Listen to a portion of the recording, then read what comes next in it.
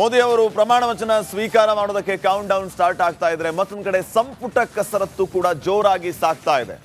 ಮೋದಿ ಅವರ ಜೊತೆಗೆ ಯಾರೆಲ್ಲ ಸಚಿವರಾಗಿ ಪ್ರಮಾಣ ವಚನ ಸ್ವೀಕಾರ ಮಾಡ್ತಾರೆ, ಅದರಲ್ಲೂ ರಾಜ್ಯಕ್ಕೆ ಎಷ್ಟು ಪಾಲು, ರಾಜ್ಯದಿಂದ ಯಾರೆಲ್ಲ ಸಚಿವರಾಗ್ತಾರೆ ಅನ್ನುವಂಥದ್ದು ಭಾರಿ ಭಾರಿ ಕುತೂಹಲಕ್ಕೆ ಕಾರಣ ಆಗ್ತಾ ಇದೆ.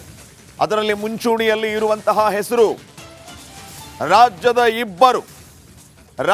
ಇಬ್ಬರು ಬಸವರಾಜ ಬೊಮ್ಮಾಯಿ ಮಾಜಿ ಮುಖ್ಯಮಂತ್ರಿ, ಹಾಗೇನೆ ಮತ್ತೊಬ್ಬ ಮಾಜಿ ಮುಖ್ಯಮಂತ್ರಿ ಎಚ್.ಡಿ. ಕುಮಾರಸ್ವಾಮಿ.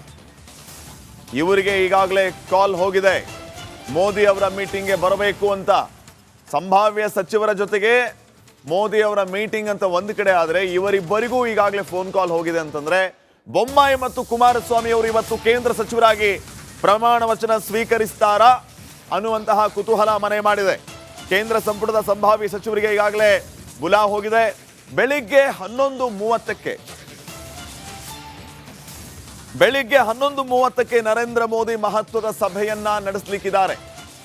ಈ ಸಭೆಯಲ್ಲಿ ಯಾರೆಲ್ಲ ಭಾಗಿಯಾಗ್ತಾರೆ, ಯಾರಿಗೆ ಆಹ್ವಾನವನ್ನ ನೀಡಲಾಗಿದೆ ಅನ್ನೋದನ್ನ ನಾವು ನೋಡ್ತಾ ಹೋದ್ರೆ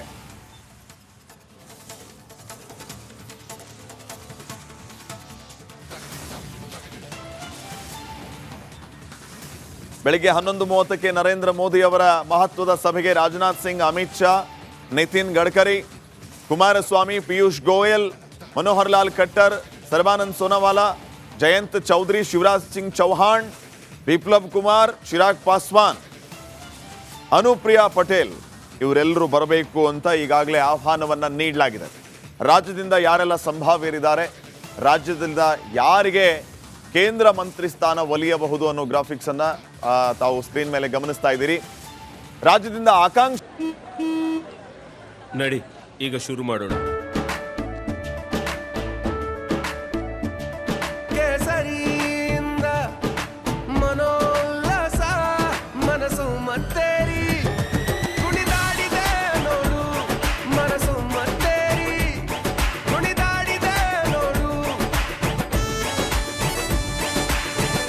ಕ್ಷಣ ಕ್ಷಣವೂ ಆಚರಿಸಿ ಕೇಸರಿ ಹಬ್ಬ.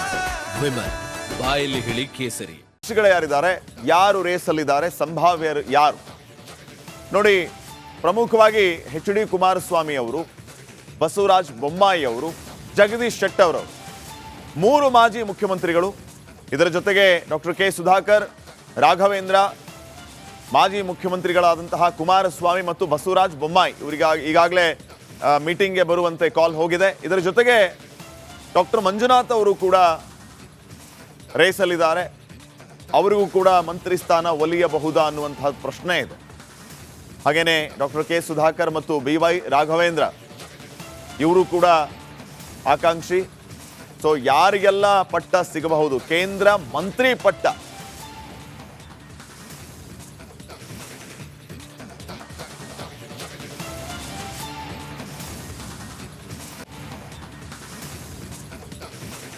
ಈ ಬಗ್ಗೆ ಮತ್ತಷ್ಟು ಮಾಹಿತಿಯನ್ನ ನೀಡ್ತಾರೆ ನಮ್ಮ ನವದೆಹಲಿ ಪ್ರತಿನಿಧಿ ನಟೇಶ್. ಈಗ ನೇರ ಸಂಪರ್ಕದಲ್ಲಿ ಜಾಯ್ನ್ ಆಗ್ತಾ ಇದ್ದಾರೆ. ನಟೇಶ್, ಗಮನಿಸ್ತಾ ಇದ್ದೀವಿ ಕ್ಷಣ ಕ್ಷಣಕ್ಕೂ ಕುತೂಹಲ.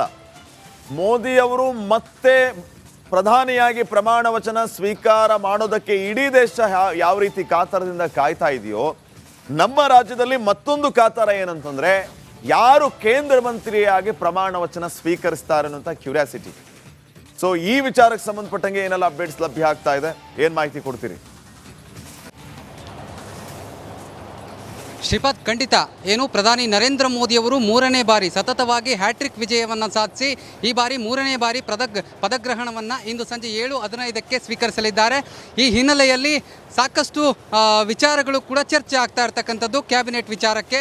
ಇಲ್ಲಿ ಬಹಳ ಪ್ರಮುಖವಾಗಿ ಕರ್ನಾಟಕಕ್ಕೆ ಎಷ್ಟು ಸ್ಥಾನ ಅನ್ನುವಂಥದ್ದು ಬಹಳ ಸಾಕಷ್ಟು ಚರ್ಚೆ ಆಗ್ತಾ ಇದೆ. ಈಗಾಗಲೇ ಏನು ಬೆಳಗ್ಗೆ 8 ಗಂಟೆಗೆ ಸರಿಯಾಗಿ ದೆಹಲಿಯ ಲೇಯರ್ ಸಿಂಗ್ ಅವರ ಏನು ನಿವಾಸದಲ್ಲಿ ಏನು ಬ್ರೇಕ್ಫಾಸ್ಟ್ ಮೀಟಿಂಗನ್ನು ಅರೇಂಜ್ ಮಾಡಿದರು. ಬ್ರೇಕ್ಫಾಸ್ಟ್ ಮೀಟಿಂಗ್ಗೆ ಏನು ಯಡಿಯೂರಪ್ಪನವರು ಇರ್ಬೋದು, ಹಾಗೆಯೇ ವಿಜಯೇಂದ್ರ ಸೇರಿದಂತೆ ಹಲವು ನಾಯಕರು ಕೂಡ ಬ್ರೇಕ್ಫಾಸ್ಟ್ ಮೀಟಿಂಗ್ಗೆ ಬಂದಿದ್ದರು. ಸಾಕಷ್ಟು ಇಲ್ಲೂ ಕೂಡ ಬ್ರೇಕ್ಫಾಸ್ಟ್ ಮೀಟಿಂಗ್ನಲ್ಲಿ ಸಾಕಷ್ಟು ಚರ್ಚೆಗಳಾಗ್ತಾ ಇದೆ. ಈಗಾಗಲೇ ಏನು JDSನ ಅಂದರೆ ಕುಮಾರಸ್ವಾಮಿಯವರಿಗೆ ಈಗಾಗಲೇ ಸಾಕಷ್ಟು ಮಾಹಿತಿಗಳು ಕೂಡ ಲಭ್ಯ ಆಗಿದೆ. JDS ಕಾರ್ಯಕರ್ತರು ಕೂಡ ಬಂದಿದ್ದಾರೆ. ನಾವು ಏನು ಮಂಜುನಾಥ್ ಅವರನ್ನು ಮಾತನಾಡಿಸಿದ್ವಿ, ಹಾಗೆಯೇ ರಾಘವೇಂದ್ರ ಅವರನ್ನ ಮಾತನಾಡಿಸಿದ್ವಿ. ಎಲ್ಲರನ್ನೂ ಮಾತನಾಡಿಸಿದಂಥ ಸಂದರ್ಭದಲ್ಲಿ ರಾಜ್ಯಕ್ಕೆ ಈ ಬಾರಿ ಯಾವುದೇ ರೀತಿಯಾದಂಥ ಅನ್ಯಾಯ ಆಗಲ್ಲ, ರಾಜ್ಯಕ್ಕೆ ತಕ್ಕ ಮಟ್ಟದ ಒಂದು ಪ್ರಾಶಸ್ತ್ಯವನ್ನು NDA ಕ್ಯಾಬಿನೆಟ್ನಲ್ಲಿ ಕೊಡಲಾಗುತ್ತೆ ಎನ್ನುವಂತಹ ಮಾತನ್ನು BJP ನಾಯಕರು ಸೇರಿದಂತೆ ಅಂದರೆ NDA ಮೈತ್ರಿಕೂಟದ ನಾಯಕರು ಸ್ಪಷ್ಟಪಡಿಸಿರುವಂಥದ್ದು. ಇಲ್ಲಿ ಕ್ಯಾಬಿನೆಟ್ಗೆ ಸಂಬಂಧಪಟ್ಟಂತೆ ಇಂದಿನ ಬ್ರೇಕ್ಫಾಸ್ಟ್ ಮೀಟಿಂಗ್ನಲ್ಲೂ ಕೂಡ ಸಾಕಷ್ಟು ಚರ್ಚೆ ಆಗಿದೆ. ಯಾಕಂದರೆ ಹಿರಿಯ ನಾಯಕರು ಕೂಡ BJPಯ ಹಿರಿಯ ನಾಯಕರು ಕೂಡ ಇಲ್ಲಿ ಬಂದಿರತಕ್ಕಂಥದ್ದು ಕರ್ನಾಟಕದ ಬಗ್ಗೆ ಸಾಕಷ್ಟು ಚರ್ಚೆ ಆಗ್ತಾ ಇದೆ. ಒಂದು ಕಡೆ 2+1 ಅನ್ನುವಂತಹ ಮಾತುಗಳು ಕೂಡ ಕೇಳಿ ಬರ್ತಾ ಇದೆ. ಅದರಲ್ಲಿ ಕುಮಾರಸ್ವಾಮಿ ಅವರು ಅಂದರೆ ಸಂಭಾವ್ಯ ಅಭ್ಯರ್ಥಿಗಳಾಗಿದ್ದಾರೆ. ಹಾಗೆಯೇ ಜಗದೀಶ್ ಶೆಟ್ಟರ್ ಅವರಿದ್ದಾರೆ, ಬೊಮ್ಮಾಯಿ ಅವರಿದ್ದಾರೆ, ಇದರ ಜೊತೆಗೆ ರಾಘವೇಂದ್ರ ಅವರ ಹೆಸರು ಕೂಡ ಇದೆ. ಹಾಗಾಗಿ ಜಾತಿವಾರು ಲೆಕ್ಕಾಚಾರದಲ್ಲೂ ಕೂಡ ಈ ಬಾರಿಯ ಕ್ಯಾಬಿನೆಟ್ ದರ್ಜೆಗೆ ಸೇರಿಸುವಂಥ ಕ್ಯಾಬಿನೆಟ್ ಮಂತ್ರಿ ಸ್ಥಾನಕ್ಕೆ ಸೇರಿಸುವಂತಹ ಕೆಲಸಗಳು ಕೂಡ ಆಗುತ್ತೆ. ಸಾಕಷ್ಟು ವಿಚಾರಗಳು ಕೂಡ ಚರ್ಚೆ ಆಗ್ತಾ ಇದೆ. ಈಗಾಗಲೇ ನರೇಂದ್ರ ಮೋದಿಯವರ ಪದಗ್ರಹಣಕ್ಕೆ ಸಾಕಷ್ಟು ಸಿದ್ಧತೆಗಳನ್ನು ದೆಹಲಿಯಲ್ಲಿ ಮಾಡಿಕೊಳ್ಳಲಾಗ್ತಾ ಇದೆ. ಇಂದು ಸಂಜೆ 7:15ಕ್ಕೆ ಸರಿಯಾಗಿ ಪದಗ್ರಹಣವನ್ನು ಮಾಡಲಿದ್ದಾರೆ. ಹಾಗಾಗಿ ದೆಹಲಿ ಸಂಪೂರ್ಣವಾಗಿ ಹೈ ಅಲರ್ಟ್ ಆಗಿದೆ. ಇದರ ಜೊತೆಗೆ ಕರ್ನಾಟಕದ ವಿಚಾರವಾಗೂ ಕೂಡ ಸಾಕಷ್ಟು ಚರ್ಚೆ ಆಗ್ತಾ ಇದೆ. ಕುಮಾರಸ್ವಾಮಿಯವರ ವಿಚಾರವಾಗಿ ಹಾಗೆಯೇ BJPಯ ಕೆಲವು ಹಿರಿಯ ನಾಯಕರ ವಿಚಾರವಾಗಿ ದೆಹಲಿಯಲ್ಲಿ ಸಂಪೂರ್ಣವಾಗಿ ಚರ್ಚೆ ಆಗ್ತಾ ಇದೆ.